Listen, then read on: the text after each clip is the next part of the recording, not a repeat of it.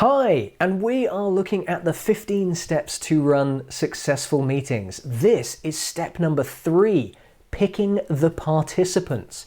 Now, when you have a meeting, you need to have people in it. That means choosing the people who are going to be part of your discussion. And every time you pick a participant, you pick them for a particular reason. Someone is going to either contribute to what you're doing in the meeting, or they're going to gain something useful from being in that session. Now, there's a very clear guidance that you can use to help pick people. Participants generally contribute to the output. There are some occasions where people will just receive information, but the most important people to have in the room are those who contribute to the output. If you're not clear on the output, go back and check step number 1 in this process. Now, if you don't pick the right participants, what happens? Well, first of all, if you don't pick any participants, you don't have a meeting. You need people together in your session to have an actual meeting. But let's assume that you're going to pick some people. If you pick the wrong participants, you will not get the output that you want. You will waste people's time. You'll annoy people. You'll need more meetings, and really, who wants that on their work schedule? And you will damage your reputation. Now, if you have the wrong people, how can you expect to get the output that you want? You've got to have the right people that contribute to that output. So don't pick the right people, you don't get it. If you have the wrong people, those who are going to take the conversation on tangents or can't support the delivery, then you might end up needing more meetings, which is a waste of people's time. And there's really something that's going to frustrate the members of your meeting pretty quickly, is if they can tell there isn't the right representation in the room. If you're looking for a decision to be made, but the decision maker isn't there, well, everyone else is going to be annoyed because you're wasting time and you'll need more meetings. All of these add up to reputation damage for you.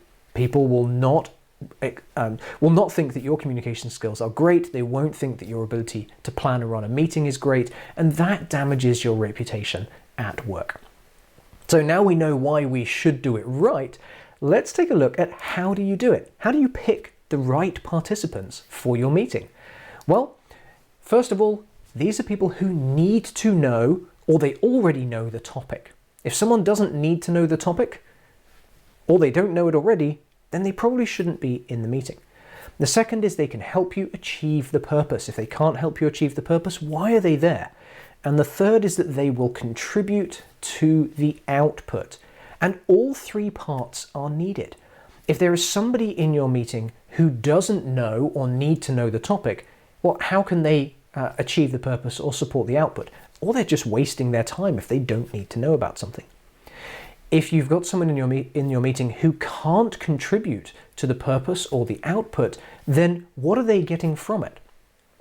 The exception to this rule is always an exception. The exception to the rule is if somebody is there to receive information and get smarter about or learn about a topic, then they meet this top criteria. They need to know about something. It also means that you have a purpose in your meeting of informing that person. Now, you remember, you can have multiple purposes in a meeting. You might have a general purpose to choose between various options. So we're talking about a topic, we want to review 2 options and choose between them, and the output will be a decision. There might be a secondary purpose, same topic, but we want Jill and Ben to both know about and understand this project because it may impact their work later, and that is a separate output and purpose. But in each case, all 3 of these are needed when you are choosing your participants. So as you're prepping and planning for your meetings, the 3rd step to run a successful meeting is to pick the participants.